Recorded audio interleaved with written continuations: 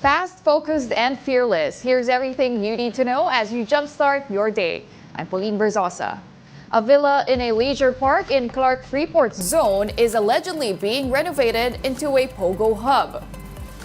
A construction worker in Fontana Leisure Park told News 5 that a villa being renovated into a pogo hub is owned by a Chinese national he calls as boss.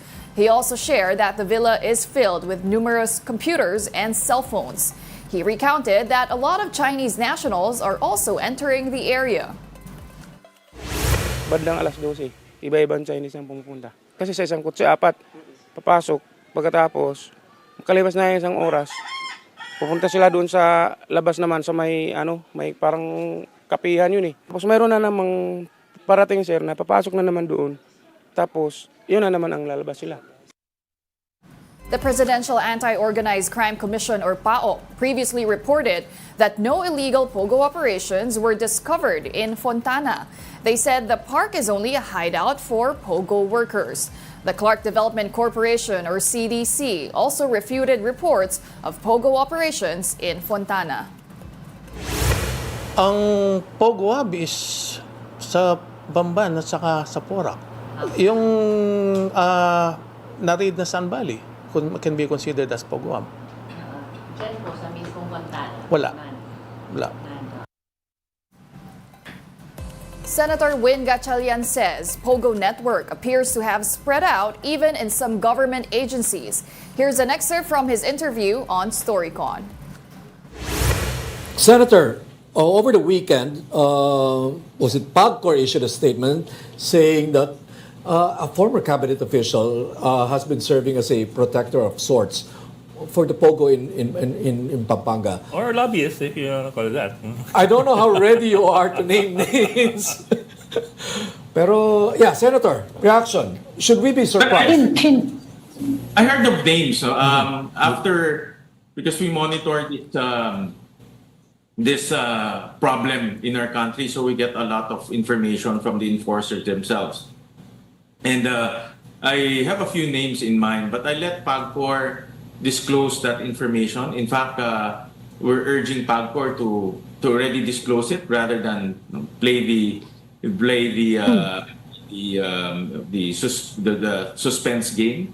It's better to already name that person that they are referring to right away.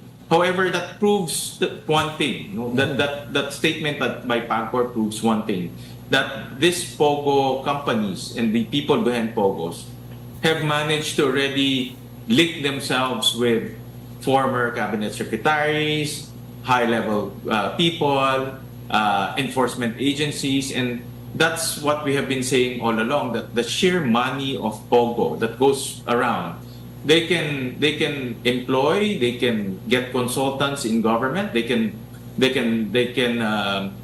network with high government officials to help them in their paperwork as well as in their lobbying. And that's the danger that we have been flagging, that these Pogo companies or these Pogo entities are now slowly spreading across the different government agencies from top to bottom and also sideways. And that will be a big problem for us because it's very difficult for government now to uproot this type of an activity if they are already deeply entrenched with other personalities. We'll be back with more stories after the break. Keep it here on One News.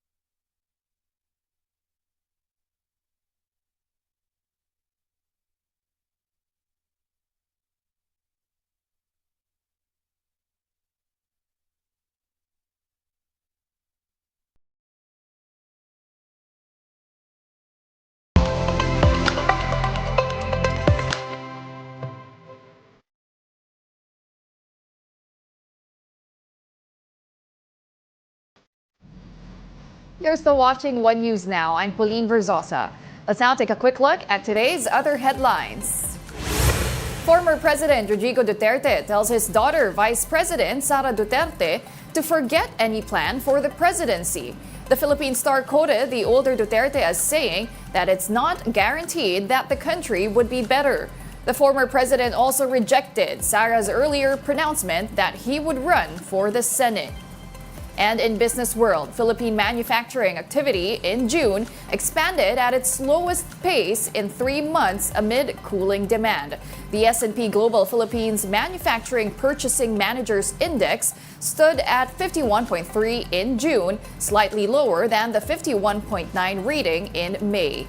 PMI measures the country's monthly factory performance.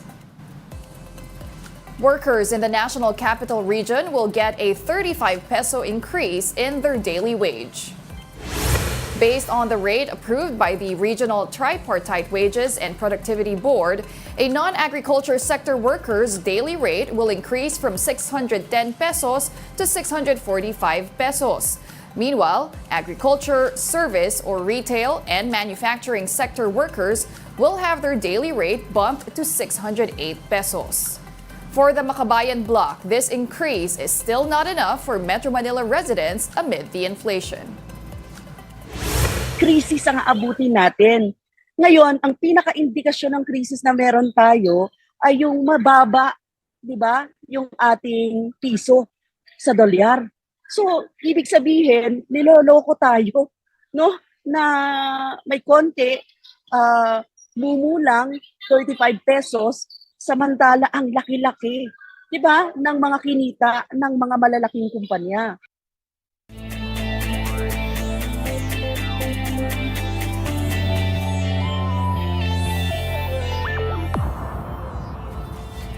Carlos Yulo is all set to continue his preparations in a training camp in Metz, France, a month before the 2024 Paris Olympics. The Golden Boy tested the gymnastics area of the Les Arènes training facility in the French city of Metz. Yulo said he is happy with the facility and he's raring to get back into full training.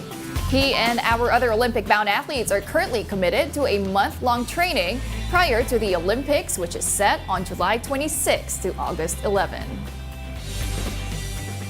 Are you looking for a quick escape from the hustle and bustle of Metro Manila? Well, you can now visit the newly reopened La Mesa Eco Park in Quezon City. Mobile Journal Evan Tarinque has the story.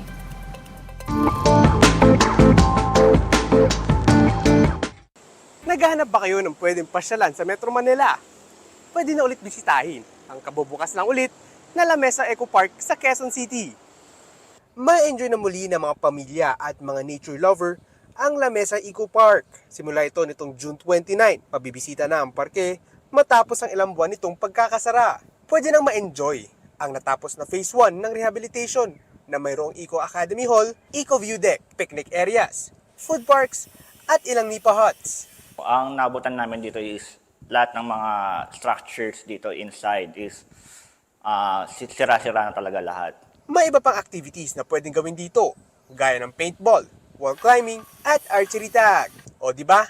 Di lang pampamilya, pang-sports pa. Target na matapos ang 3 phases ng rehabilitation ng park sa susunod na taon. Pero ang ibang facilities, posibleng na rin magbukas sa mga susunod na buwan. Natenga siya or na-close siya, bumalik lang yung buhay ng La Mesa Eco Park. Pero bago pumunta sa park, siguruhin munang magpa-schedule sa kanilang website sa manilawaterfoundation.org. Libre lang to para sa mga residente ng Quezon City. Para naman sa mga dayo, 20 pesos lang ang entrance fee. Saktong pang nature tripping o kaya naman bagong date spot kasama si baby. Pinamamahalaan na ito ngayon ng Manila Water Foundation. Napakahalaga nito na patuloy natin itong mapangalagaan sapagkat ito rin ay nagbibigay at nagmamanage ng microclimate sa La Mesa Eco Dam. Napakalaking tulong ng mga green spaces tulad dito sa mainit na klima ng Metro Manila. Maliban sa nagbibigay ito ng mga puno sa kapital, quick escape rin siya sa maingay na kalsada ng Kamaynilaan. Mobile Journal, Ivan Tarinque po hatid ang buka ng balita. And those are the top stories of the hour. Join us later at 9 a.m. as we continue to monitor the day's biggest stories. I'm Pauline Verzosa. We are One News.